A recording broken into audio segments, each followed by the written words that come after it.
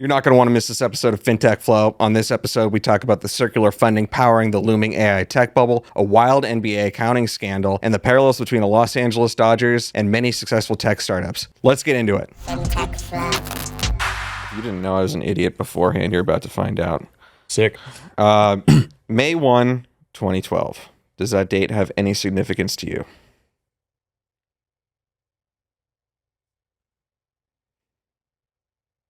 No. 2012? I was at Cornerstone. No. What else?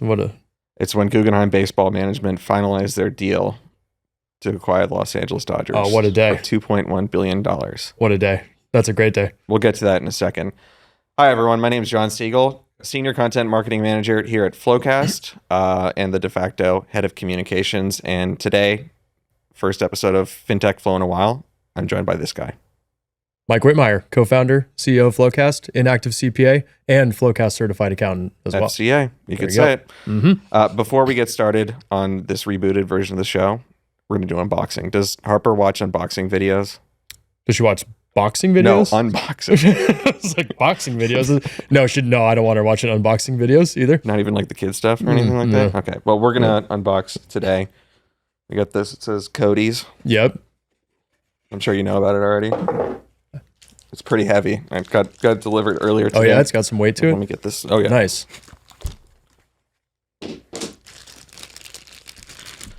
FloQast is officially named the best fintech solution by the Codies for FloQast Transform. Let's go. So I'm going to put this right here. That's awesome. Something we should be very proud of. Absolutely. And it's for FloQast Transform. Mm-hmm. Before we get started on the podcast, can you just talk about what Transform is briefly? And then we could get ahead with the interesting stuff. Totally. So Transform, we announced it at our user conference at Take Control earlier in the year. It's a platform that lives inside of FloQast that allows accountants to build agents to automate their own workflows. And what I love about it personally as a former accountant is that it's a solution that will be owned by the accounting department so they can build their own automation tools, manage those as well. And then it will hopefully shift the role of the accountant. And we talk about this a lot, elevate them from a preparer into a reviewer and kind of change what work looks like, but keep accountants in the driver's seat there with using technology. So I love Transform. It's a part of the FloQast platform now and very cool to be recognized for it. That's Absolutely. awesome. All in natural language too, right? Mm-hmm. So don't have to get any sort of, well, you should get certifications, but you could pretty much prompt it on your own. Yeah. You don't have to be a software engineer to use FloQast Transform. Exactly. For our first topic today, I want to talk about something near and dear to both our hearts, probably in an annoying way to most, but not to us. The Los Angeles Dodgers, the 2025 World Series champion Los Angeles Dodgers back-to-back. We're not going to talk about them winning this season. We are going to be talking about how they were built because you are a CEO of a tech company. They have been built since the acquisition in 2012 as a tech company. I want to go on it, take it step by step, but the big point right now is earlier this season, the Dodgers announced, or the MLB announced, or somebody announced that the Dodgers were going to hit $200 million in annual sponsorships, and that obviously wasn't counting ticket sales or anything like that.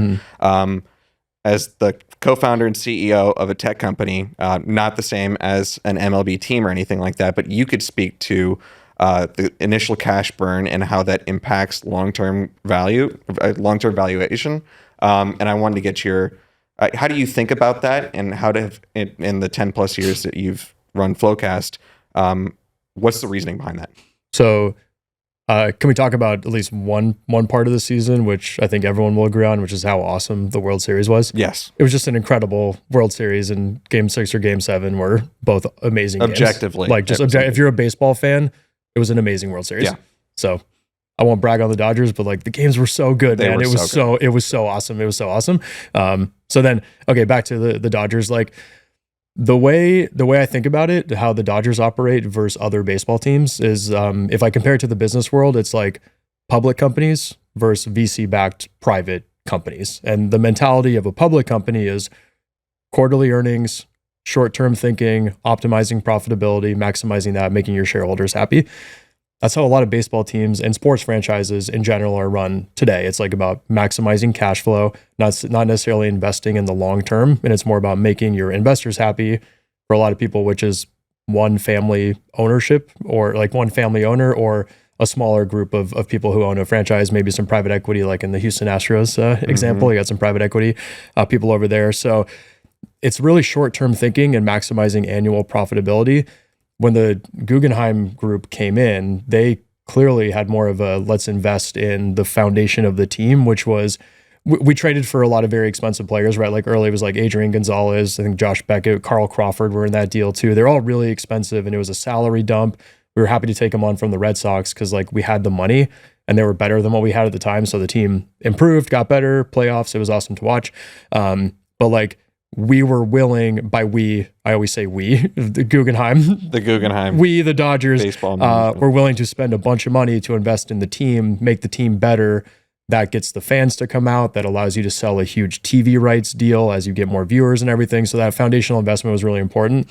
And then beyond the players, they also just invest in like every aspect of the organization as well, right? I don't think a lot of people talk about this too much, but we're one of the early ones of investing in our minor league franchises and not having 19-year-old kids eating McDonald's on buses between games that are road trip. Like it's just not a good way to come up through the ranks and try to be your best, live up to your potential. So we invest heavily in things like making sure they're eating right and have good travel schedules and things like that. Coaches are all paid extremely well. Like no matter what your role in the organization, we pay people really well to make sure we have top quality talent just all over the organization. Our stadium continues to improve every single year. Like Dodger Stadium today versus when I was in my 20s going and sitting out in the pavilion and having fun. It's so different now than it was before. The fan experience is way improved. Like one of the really interesting things, you go to a Dodger game, you'll be at like a big game, maybe even a playoff game. If you look up in the reserve seats, like there are a lot of open seats. And you'd think like, oh, they didn't even sell out the stadium. No, they did, but it's just some people buy a cheap ticket and they I didn't even think of it that way. And they go hang out. You know those two bars they have behind the bullpens now? Those places are slammed all game long. Those people bought tickets somewhere else. That's where I saw Kershaw being pulled for in his final start at Dodger Stadium. It was really awesome. Cool. Yeah. They were able to see like the guys warming up at the bullpen. Then all of a sudden they opened the gate and you saw Dave Roberts walking out to go pick him up, and then he was waving to the bullpen, waving to everybody. It's so cool. Like I was just about to say, like I would buy a standing room ticket it's a really expensive sports bar effectively, but I would absolutely do that. You got to pay for parking and everything like that, but I wouldn't mind doing it. So we're selling like, I do wonder if they started selling standing room only seats, like they probably do. Yeah. We'd probably sell out all 56,000 actual seats and then sell another, whatever, a couple thousand standing room only seats. So I think San Diego sells those, right? Like San Diego does pretty well with that, like park. Yeah, the grassy area in the back, like in center field. I don't like the Padres, but I love that stadium. Stadium's awesome. Stadium's unbelievable. Going back to your point about investing in infrastructure, and you talked about this a little bit, is the Dodgers were able to pick up those contracts that the Red Sox a couple times were trying to get rid of, whether it was for luxury tax purposes or they just wanted more liquidity for the ownership group. Gemini told me this could be considered M&A/tax arbitrage. What's the corporate parallel for using cash to buy a competitor's tax problem? By a competitor's tax problem? I don't know if it could... I guess luxury tax, maybe if they're up against it. Maybe a better way to think about it is a go-to-market challenge. Yeah. Like there's some companies that have really good products and you could make a player akin to a product. An acqui-hire. But maybe you're not as good at putting all the pieces together to be a successful team that goes out there and wins. Like we're happy to take on your pieces and plug them into the machine that is the Dodger dynasty and have them perform well. In that first trade with Crawford and Beckett and Gonzalez, that was a short-term solution for them, right? They needed to be competitive early on in the ownership cycle as they're able to invest in the stadium and player development. And even if you think about it, getting rid of Dodgertown or Dodgerville or whatever it was in Florida and moving that out to Arizona, building the facility there, they needed a competitive team on the field to be able to get back. So and we were already solid. Like we had good players on the team already. It was those guys were paired with a good roster that we already had. So all of a sudden, really good team. Absolutely. I want to talk about R&D. I guess you could consider this R&D, but again, going back to scouting and player development. A huge part of the Dodgers' success is their ability to identify undervalued assets. A couple of examples are Max Muncy and Evan Phillips, but you could find 3 or 4 examples every season, usually in the bullpen. It turns out that then when they actually invest in bullpen pieces, it doesn't work out. But when they find guys That's on the a really waiver good wire, point. I hadn't thought of that. yeah, when they find pieces on the waiver wire, which is effectively teams just being like, "You want this guy?" And then they have to work out some sort of a trade, but it's usually cash considerations. They're able to identify these players using proprietary metrics and analytics and scouting systems and a lot of technology. I'm curious what your take is on that in particular, because ultimately that gives you liquidity for something we're going to talk about after this question. Yeah, that's where you are getting the most bang for your buck. Presumably, that's another area we invested in heavily up front, where all those different things, and then also the coaching staff to be able to act on that. Right, if you want to make changes to somebody, you need good coaches to help them get there. Like Roki Sasaki was a good example. Not to get too in the weeds on this, but my understanding is he was a little resistant to some of the coaching changes up front. But it's like now they're really good, and they have the Dodgers have a reputation of helping guys turn it around. And sure enough, Roki went from throwing 92 and not being good at the beginning of the year to being our bullpen, throwing 100 again. It's funny that he was resistant to that, because I know as part of the pitch/recruiting process, he had all the teams doing a homework assignment, and that was to basically do all this work to identify why his velocity dropped last season in Japan, and he's already proactive about it. But for some reason during the season, he's like, I don't want to do this, and they're like, well, your fastball is coming around 94, and that's not going to cut it in the MLB.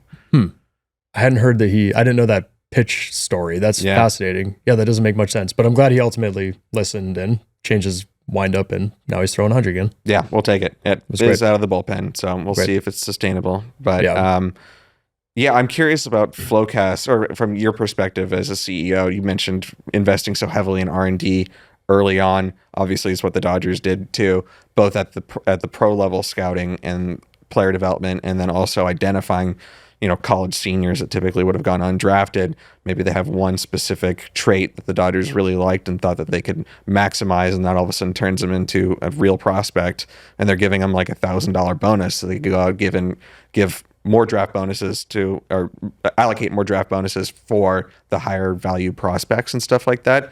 So you're maxing out your draft pool. Can you talk about building out R&D at FloQast and what that was like? Yeah, so building R&D, if you liken that to kind of like in the baseball world, lower level players or drafting out of the gate, like it's really important for building the great foundation for a company, and that's ultimately where your product's gonna be and how well you're gonna be able to sell in the market. So hyper important to get that right early on and not like waste a lot of that money. Dodgers have a little more luxury given the amount of money they have to do that. But, even at FloQast, we raised money early on. So it meant we could make mistakes here and there, or maybe not hit the mark on a certain product or whatever, but we'd be able to recover from that, maybe hire some more engineers, or, move on to the next product line and just like do what's right. And so having more money does allow for more mistakes to be made, for sure, and still be successful. But regardless, you got to be investing in that area to have a great product, which the product is the team. In baseball, in software, the product is the software that you're building. So starting with that foundation is super important. And even like in baseball, the last dynasty, I think you could say, if you agree the Dodgers are a dynasty, which Kike Hernandez said that at the parade, that we're a dynasty. Tough to disagree. The last one was the Yankees, right? They won 3 in a row in the 90s and almost 4 in a row. One Luis Gonzalez.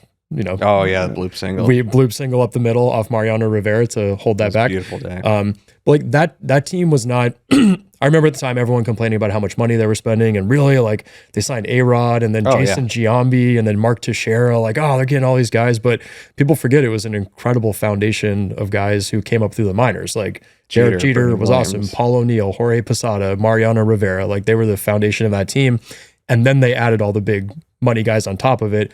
You look at the Dodgers, very similar concept. And a lot of people forget that like that 2017, 2018 timeframe, most of that talent was homegrown. Kemp, Ethier, Loney, like Russell Martin, like those Chad Billings, like Clayton Kershaw, like those were the clutch guys at the time. And we had drafted and developed all of them. And then we had the money all of a sudden with the Guggenheim group to go ahead and supplement that with some really expensive free agents. And that's how you kind of end up where we are today. You could even argue Justin Turner, who was the precursor to Max Muncy, because he was non-tendered by the Mets, and the Dodgers signed him to a minor league contract and turned it. All of a sudden, he had a pretty awesome major league career after that. It's amazing. I have unnamed. I have a source in another baseball organization who talks about the Dodgers coaching style, and he's just like, they're not afraid to make radical change with players, and players are open to hearing out that radical change because of how successful the Dodgers have been doing it with other players. And so it's this like compounding effect where you open up a baseball player's mind, like, they've been doing something the same way for 15 years. Maybe they're not all that flexible to changing it, but it's the Dodgers telling me to do that, and they help this guy become someone who got DFA'd to being an all-star. All of a sudden, like, maybe they can help me out too. So you get the reputation, and people are more open to it, and that success is going to kind of build upon itself. I mean, if this hasn't been clear enough, the Dodgers being run like a tech company, but a privately backed tech company, in the way that they're doing that, the radical changes, they're acting like a startup, right? They're like, we have this concept, we have a good idea that we believe it has a good chance of working. Let's move fast on it. And if it doesn't work, pull the plug on it and go back to what we had beforehand. I'd love to see there's like a rumor that there's a strategy memo from when they bought the team. And it's like this very thoughtful kind of 5 to 10 year plan around what they're going to do. And I'm assuming part of that was expanding their market as well. So we don't talk, like, a lot of the complaining in baseball around salary caps is, how do small market teams compete with big market teams? And salary cap is what ends up being discussed. I would argue an alternative is small market teams could also expand their market. It's just that the Dodgers did that by signing Shohei and Yamamoto and now Sasaki and just completely taking over Japan. And all of a sudden our market is one of the biggest cities in the United States with Los Angeles, plus people all over the country who now like the Dodgers because we're good and they like our players, and Shohei's likable, Freddie's likable, Mookie's likable. Like, all these guys are very likable. And then all of Japan loves us too. Like, it's a little bit of an unfair advantage, but we also worked hard and invested the money with those 3 players. We spent, as everyone loves to talk about, we spent $1 billion on those 3 guys from Japan, but we also got a market, which happens to be the 5th largest economy in the world as well. So we expanded our market, and I would argue just kind of good strategy, man. I would argue that investment in Japan started 2 ownership groups beforehand with a guy named Hideo Nomo. Yeah, good point. Because he laid the foundation for coming over. He literally had to retire to get out of his contract, and the NBL, NPB. Yeah, NPB. They called his bet and they're like, "You're gonna retire at 22 or whatever. Fine, have fun, kid." He retired, and without knowing, and I'm missing some of the pieces here, but there was like a short documentary on it. There's like it's like a 30 for 30 short. It was very good, and obviously that opened the door to signing the MLB, and the owners realized they were duped and tried to fight back. But he took the MLB by storm. It was a good pitcher for a really long time. And Ohtani may have been too young to see him, and these guys too young to see him, but he's still a legend in Japan when they were growing up, and they knew his name. So ultimately they saw that Dodgers hat, the Dodgers jersey, and that investment really paid off because it definitely influenced their signing with the Dodgers. Yeah, it definitely made Nomo and then Ichiro for the Mariners. It made it seems like Dodgers and Mariners are destination franchises for a lot of those guys. That's a good point. Did you see Nomo throw out the first pitch at one of the World Series games? Yeah, was it game 5? I think it was game 4 or 5. 4 or 5. No. It was game 3. Oh, it was game 3. Okay. Yeah, I was in the FloQast seats for that one, so it was cool. I was a little disappointed by the pitch, I gotta say, and he didn't do the full turn. Oh, he didn't turn all the way. Yeah, he's old. Not as nimble as he used maybe to not be. as flexible. Yeah, FloQast has Dodger seats. It's pretty cool. That's fair. They're awesome. Got to tell the people, and they're even better for next year. Yeah, it'll be great. I think we've talked a lot about the Dodgers enough here. I'm happy to talk baseball all day, though. Yeah, me too. We could save that for the kitchen area, though. There we go. Let's get on to the second topic, and I'm going to do a really poor job with this one because it doesn't make a whole lot of sense to me, even though I work here at FloQast. The AI industry is kind of defined by these circular deals, as best evidenced by Nvidia investing in OpenAI, which then buys chips from Nvidia. This has drawn a lot of comparisons to something that all accountants should know a lot about. It's Enron with mark-to-market accounting. Can you talk about this and kind of your outlook on the industry, as well as what looks to be pretty clearly some sort of a bubble? Yeah, there's so Enron's slightly different. Like, we've given presentations about Enron, and it's funny but not funny. There are, I believe it's 7 common types of fraud that companies can commit. And when you go down what Enron was doing, they they committed all 7 forms of fraud that can happen within a company. I haven't given that presentation in a while, but I remember being Dust it off. That's a crazy stat. Like, yeah, Enron just did all of them. Mark to market was one of the really, really big ones and really shady one.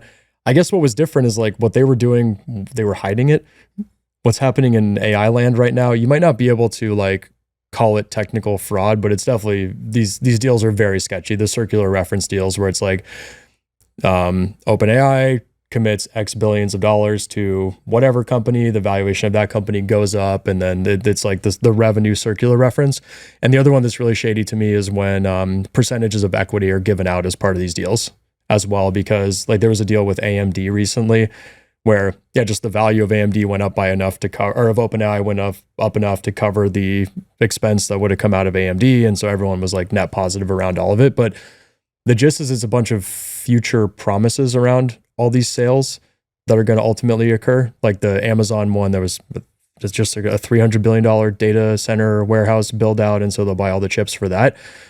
There's still a lot of things that have to go right for that revenue to actually materialize. Like, for example, the data centers have to be approved to be built by these various states. And we actually just had, last night was election night in Virginia. A Democratic candidate won last night, and they were running on an anti-data center platform. Interesting. Part of what they were running on, because I think people in general are going to get really pissed off about their electric bill, and it's going up because of these data centers being built. And so let's say there's a mass revolt and all the voters decide they don't want data centers in their states. They don't want to pay more for electricity. These data centers get shut down. They're not built. What's going to power the AI? And then all of a sudden, all of these deals fall apart and there's no future revenue to be had. And what happens to the price of all these AI companies if that comes true? They're going to come crashing down. So like, even Sam Altman himself admits we're in a bubble. A lot of these people know that we're in a bubble. We are absolutely in an AI bubble. Not financial advice. I have no idea when it will crash or not. I don't know. But like, there's no debating that we are in a bubble with these tech prices. I think Indiana had something similar to that too. I could be wrong, but basically just the people rising up and voting against having some sort of data center out there. We're not even talking about the natural resources it would take, even just the land that it would take up. I'm just talking power. There's also there are also water implications for a lot of it. I think North Carolina also shut down a data center build, and it's like these tech companies are coming in, dude. The structure of some of these contracts are so messed up as well. Like there are many states where if your utility has to do capital improvements, the cost of that capital improvement is passed on to the utility payer in the form of, there's some line item on there around that. And like, there's this notion that there was a Facebook deal that was being done. Facebook would pass along the cost of the data center build out to the utility payers in the future. And it's just like all these tax advantageous deals are being given to tech companies by the states to build out the data centers. And to me, it's like a short-term boost to the economy. Some jobs are going to be created to build the data centers out, but then those jobs are going to go away when the data centers are built, and it'll be a much smaller group of people running these data centers. So I don't know if the job creation promises are going to be there on the data center front. So that's another thing I get worried about is like how much of our economy now is being propped up by some of these data center build-outs, not just the valuations of tech companies, but like job creation and things like that. How much of it's propped up by what will ultimately be like a temporary build out that then normalizes, with a much lower number of permanent jobs. Because I'm a meathead and a little slow too, I see a direct parallel to sports with building new stadiums and passing off the expenses to the municipalities the stadiums will be built in, even though they are owned by the actual sports teams. And it seems like every team needs a new stadium or massive improvements to their stadiums every 10 years, which seems kind of ridiculous to me because I went to a lot of games at Wrigley Field before they made a bunch of improvements, and it was just fine. Yeah, it was fine. A fantastic experience. You can do it without taxpayer money. It's very possible. Another good comparison is to the internet boom, is how much money was spent laying Ethernet lines and all that good stuff to power the internet across the country. Some of that was taxpayer funded, some of it was private, but there were a lot of jobs created to do the build out, and then not necessarily as many were remaining to do the maintenance on that. Which is sort of how I see the data center world playing out. Yeah, and that's a great point about the internet, but the path to ROI on that had to have been pretty murky, right? They're taking a pretty big bet on that. If you're looking at something as simple as a stadium employing, 300 seasonal workers or something like that, it's creating a couple hundred jobs and everything, but it's really not benefiting. I guess you could say it benefits let's take bad example with Dodger Stadium, or how about one of the stadiums in Las Vegas, where it's creating those jobs. It's helping the tourism industry, but if you're in Vegas, you don't really need that boost to the tourism industry.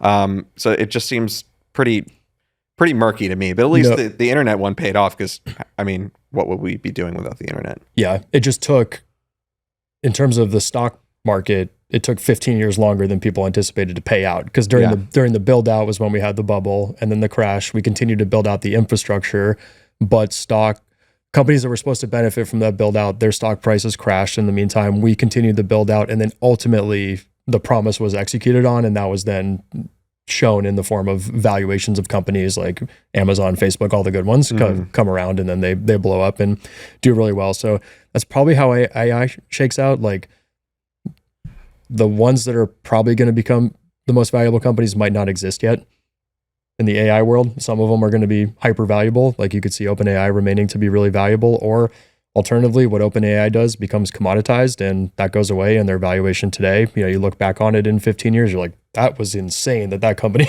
was valued at that much, when Google was throwing off models, Facebook's throwing out, like, everyone's throwing off models, no problem. Why what they were doing maybe isn't that special. And so, I don't know, a lot to predict, man. But speaking of Petco's back to your driving economics. I think one of the best arguments is if you put your stadium in the middle of your city, like with Petco, then you can start to make the argument like, oh, all the bars around the stadium and restaurants, they benefit from having it there. And you do see that. Like, you go to a game in San Francisco, and before the game, the bars and restaurants down the street are all slammed before the game starts. And so you can start, not Dodger Stadium.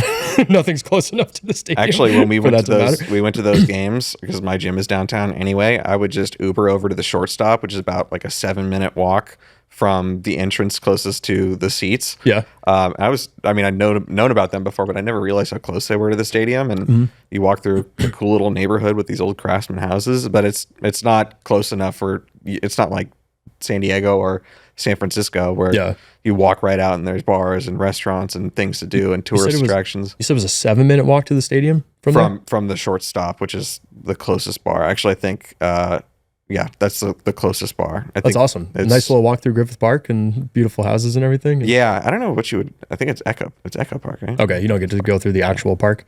No. We're too deep in Dodgers right now. Yeah, you do have to like cut through this neighborhood, and there aren't many lights, and I wouldn't do that closer to Echo Park. That's it's a little scary.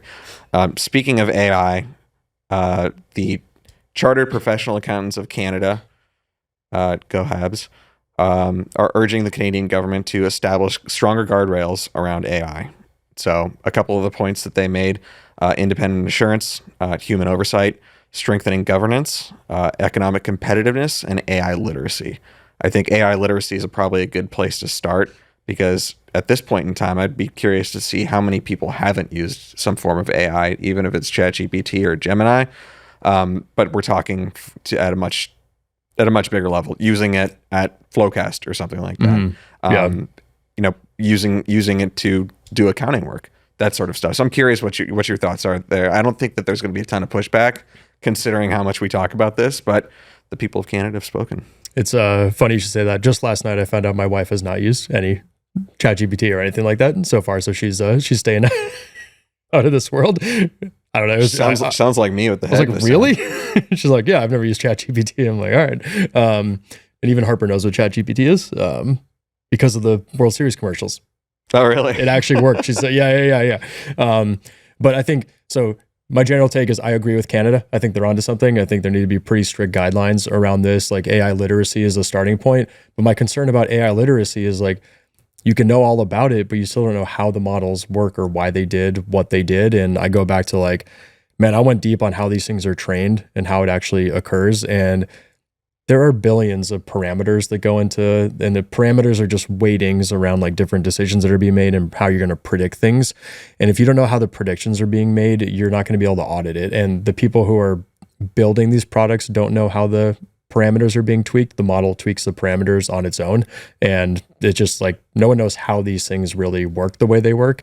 And so AI literacy is cool and all, but it's just simply not possible at the detail level that you need it to like say you're comfortable with numbers that are being produced by an AI agent, for example. So literacy is definitely there, but there needs to be other guardrails where we're like recreating some work, we're redoing it, we're checking work that's being done. Human in the loop is a clear, obvious one to me. So it seems like they're onto like a rather well-rounded approach to it, and I think I agree with it probably more than what some of the US-based thinking is right now. This may be just me having one of those shower thought moments like 20 years after people have really realized it, but this is totally redefining what professionally skeptical is, right? Because you absolutely cannot trust what you're putting into something not specifically built AI powered products. Yeah. If you're running a spreadsheet through Gemini, it's going to hallucinate from time to time. Mm-hmm. Yeah, it's an extension of professional skepticism. Yeah, that's really well said. Because professional skepticism is basically saying that you don't, and I mean this in the most professional way possible because it's professional skepticism. You don't trust the work that's being done by the humans in the accounting department. It's your job. Either because honest mistakes are made. That happens in the real world. Like honest mistakes are made. AI, we call those hallucinations. Humans, we call those mistakes. And then there's fraud that occurs, like legit, actual fraud, people fudging numbers or stealing money or whatever. So with that, yeah, professional skepticism, generally, we haven't had to extend that into technology. That's where it's like, no, the software works as tested, and so I feel good about it, so I trust that that's done properly over and over again. This is one where it's going to be technology, we do need to be professionally skeptical about and probably have to retest some of its work and make sure we trust what it's doing. Yeah, because we're asking for its judgments. It will be wrong from time to time, and you simply cannot trust those judgments all the time. You got to test them. Yeah. It's a good thing that you brought up fraud, because our next story actually involves quite a bit of fraud.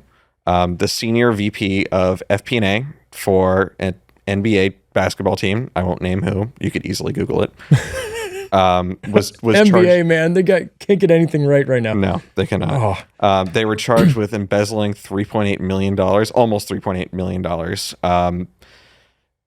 Let's see here. He was charged with wire fraud for allegedly embezzling nearly $3.8 million over several years, from 2017 to 2025. He charged millions in personal expenses, which included but weren't limited to luxury travel, a Porsche, Louis Vuitton products, and random gifts, to corporate credit cards, which he controlled. He submitted doctored or entirely fabricated expense reimbursement requests, including one for $230,000, which was allegedly for a hotel stay that never happened. And he covered it up by altering an American Express email to make the invoice look legitimate. This goes deep. This is pretty crazy. I mean, there's a lot of ways we could go in here. But the alleged fraud was uncovered by the team-back internal audit, which I thought was interesting, but it's their job to do that, right? He was forced to resign and now faces a federal wire fraud charge and potential prison time. Probably should face prison time, right? Yeah. I want to talk to you about segregation of duties around this one. Can you get into that? Yeah, so in this example, you should have someone, one person's making the purchases, a second person is reviewing the expenses and approving the reimbursements. Clearly, they weren't doing it detailed enough. Either there was no segregation of duties and this VP of finance was approving their own expense reports and it was just getting pushed through, or if there was someone reviewing them, they weren't looking at them closely enough and seeing this doctored information. So that is the purpose of having auditors out there, like internal audit and auditors. It's to catch things like that. So good job by the audit team. That's good work. Well done. That's what you're paid to do. And that's awesome that you executed on it. But yeah, segregation of duties, very important. And if you're the one doing the reviewing, taking that job seriously is very important. It's far too common to just sign off on something as a reviewer and like trust that it was done properly and not actually spend time critically reviewing work. That is an important thing. And this reminds you that like, if you are part of a segregation of duties process, you're the reviewer of it, like take it seriously, actually do the review work, review these things, look at them, consider, is it reasonable that somebody might have spent close to $250,000 on a hotel stay? No, common sense tells you that's not all that reasonable. So let me dig in a little bit more on this. Like a little baseline judgment and common sense probably could have avoided this issue, but here we are getting caught by the auditors. Can we look at it from a compliance angle too? can there be, obviously they're going to have to start putting in some sort of controls Yeah. around this. So But since they're a private company, they can choose what controls yeah, they want to have in place. compliance is our middle name. This one is a little complicated, so you're going to have to stay with me here. Good news and bad news when it comes to new CPAs. Bad news is not a lot of new ones coming out. Good news is more people seem to be taking the CPA than in the last couple of years. This all comes down to the CPA evolution, aka the core and discipline licensure model. Are you familiar with that? Core and discipline, no. Licensure model, yeah. So in 2023, they basically updated the CPA exam. They were getting rid of the business environment and concepts portion of the exam, which I'm told was considered to be easier than other parts of it. BEC was the easiest one. Okay, so people were obviously concerned about it, and there was a rush from a bunch of people to take the exam that year because it would still count. They didn't have to take the 4 new, what do they call them? The new disciplines, which, and if you don't know what the new disciplines are, they're business analysis and reporting, information systems and controls, tax compliance, and planning. And so there was a cliff the year after BEC was removed from it because, one, schools weren't teaching these new disciplines yet. Firms weren't pushing their accountants, auditors to take the CPA because they weren't even sure what it would be like. And it costs a lot of money to fail the exam, I have to imagine. Yeah. And the study places probably hadn't even put out courses. Like Becker hadn't put out courses on all of those. So exactly, interesting. So that was 2024 when it wasn't an all-time low, but it was extremely low because people they were taking a wait and see approach.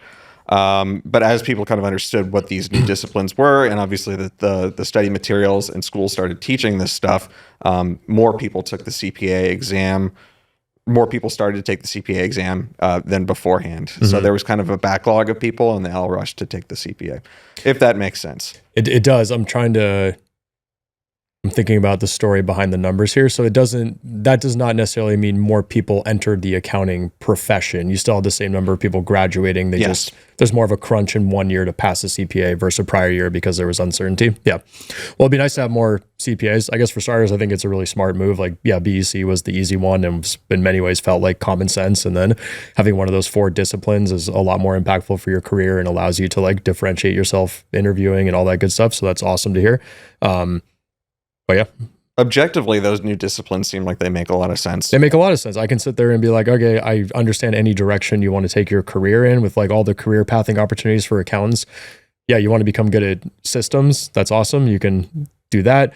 You want to be a tax expert. You can do that. You want to do planning. You want to be more on the FP&A side. You can do that via planning. And then what was the 4th option?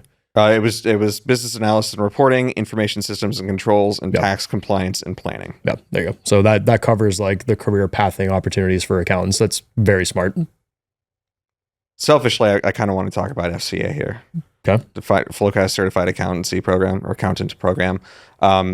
We're talking about these new disciplines. They're a couple of years old at this point in time, and how they just simply make sense. We launched the FCA program at Take Control this year. We've since had quite a few people get their FCAs. Dan Callahan, who's on the next episode of Blood, Sweat, and Balance Sheets, heads up, great interview. He recently got his FCA. Yeah, our very own Chief Accounting Officer. Yes, Dan Callahan, FloQast CAO, got it. Do you mind talking about the FCA program? I'm really excited about it. So I think if you compare it to the CPA, it's like that discipline you'd want to take is the information systems one. And then FloQast Certified Accountant Program would be a very natural extension of that. And then you build out your resume where all of a sudden it's like, okay, I'm a CPA. My discipline is around financial systems, and then I'm a FloQast certified accountant. That's like a really good resume builder for becoming an industry accountant who's owning FloQast and is what the future of accounting looks like. So I think that's really cool. The FCA program, it's awesome to see how many people have already gone through it and completed it.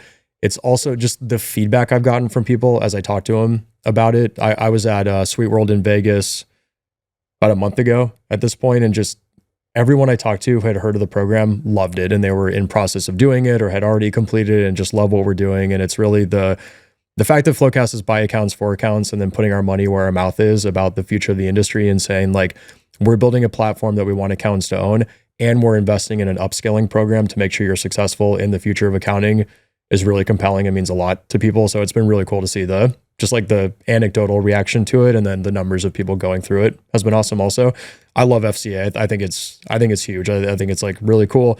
It's work I would have enjoyed doing as well if I were still an accountant. I would like being an FCA and being the FloQast admin and doing the transform work. Like that all is very interesting to me.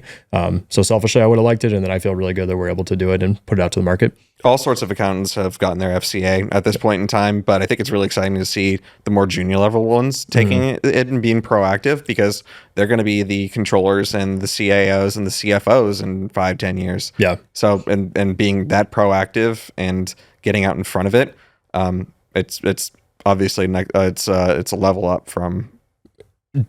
Dan and I talked about this a little bit. Like it became table stakes to put proficient in Excel on your resume under skills within accounting. And people have varying degrees of Excel skills when they put that on their resume. You're going to start in the way that people were like, do you know how to use Excel? You would say yes. People are going to be like, do you know how to use AI as part of your interview? And it's going to be yes. If it's just on the bottom of your resume under skills, putting proficient in AI, it's probably not as good as saying FloQast certified accountant who has used AI in practice and have done XYZ things with it. So that's the idea, is we want FCA to be something that goes on your resume and is a differentiator and is a compelling enough reason for a job to pick you as the person to hire instead of somebody who just put proficient in AI on their resume. That's like where I see this going. And I think what the power can be in terms of everyone's selfish career journey is that is hopefully, and I believe it will be, a leg up for looking at your next job. I was looking at Reddit for work. I promise. Okay. It's our next section is have you read it? But before we get there, someone asked fellow Redditors to roast their resume, and at the top of the resume, it showed that the systems they'd used, and they mentioned FloQast. Oh, no FCA cool. yet, but it was cool to see. That's sweet. Did it get roasted? Not the resume. It did. I can't remember. I can't remember exactly. I should have added to this section. Have you read it? Which is a fun one. But it didn't make the cut. That's cool. I remember talking about that really early on and being like, it's going to be a cool day when FloQast starts going on LinkedIn profiles and resumes. And yeah, we're seeing it, man. I think it was like the first thing under the name and phone number and address and everything. That's pretty awesome. Cool. That's pretty awesome. Yeah. This first one here, you don't have your laptop, so I'm going to have to explain it to you, but the people will be able to see it. The title is AI is giving the new graduate experience, which I didn't really understand until I looked at this. It's a screenshot from ChatGPT 5, and the prompt is a question. It says, "Did you make up these numbers?" ChatGPT responded, "Good catch. I wasn't actually able to open and parse your CSV file yet." We talked a little bit earlier about quote unquote hallucinations. Yeah. This is an hallucination. This is, to your point, it's wrong. Like, it's aggressively wrong. Like, I didn't ask you to make up numbers. Tell me you can't do it. Don't just do it. Yeah. It's like, this is why you need human in the loop reviews. It's a great productivity tool oftentimes, and it's enough times where it's just wrong that you can't have it do accounting. You can't go to an agent and say, do accounting for me. Yeah. Well, yeah. But yeah, maybe that's the future, but it's got to be used responsibly in the meantime. And that's terrifying for me. Yeah, again, we're talking about this is something as generic as it gets. It's ChatGPT 5, but we're talking about this compared to purpose-built solutions.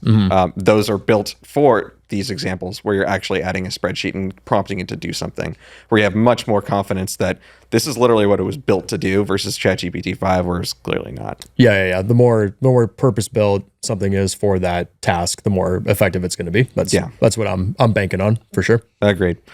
Next story, I titled it "Accountants in Love." And I have to pull up the PDF here. This was given out to the guests at a wedding. It's titled "Disclosures," and I'll read it here. The names are redacted, so I'll just refer to them as CPAs. But two CPAs got married a couple weeks ago, October 25th to be specific. And it goes like this: the union between CPA 1 and CPA, collectively the couple, represents a strategic merger effective October 25th, 2025. The relationship has been accounted for using the purchase method under ASC 805 business combinations, with all emotional assets and liabilities fully consolidated as of the date of the marriage. The couple anticipates long-term synergistic returns, including, but not limited to, shared fiscal responsibilities, optimized tax filings, MFJ, and and compounding emotional equity. Intangible assets such as humor and loyalty have been capitalized and are not subject to amortization.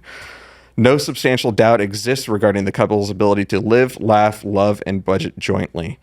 Forward-looking statements are subject to inherent risks and uncertainties, including but not limited to disagreements over the thermostat settings, dishwasher loading methodology, and Netflix content selection. Guests, investors, are invited to witness this merger. Cake dividends will be distributed. Damn it. I hate that I laughed at some of that. I thought it was pretty good. It's well done. That's, yeah, bravo to the couple, and congratulations. Some of those tweaks were really good. Netflix content selection. Yeah. This is the last one. This is a chart. It is from the accounting subreddit, which is fantastic, I've come to find. And it shows the most regretted college majors. I'll read them to you and then give to you the reason why this is on here. Running away is my major, journalism, 87%. Oh my gosh, I'm sorry. Do you want to see if you can guess some of these? That was the top one. I don't know. It might not come off the right way. The ones I guess. You have friends that have probably said this. So you listen to people. History?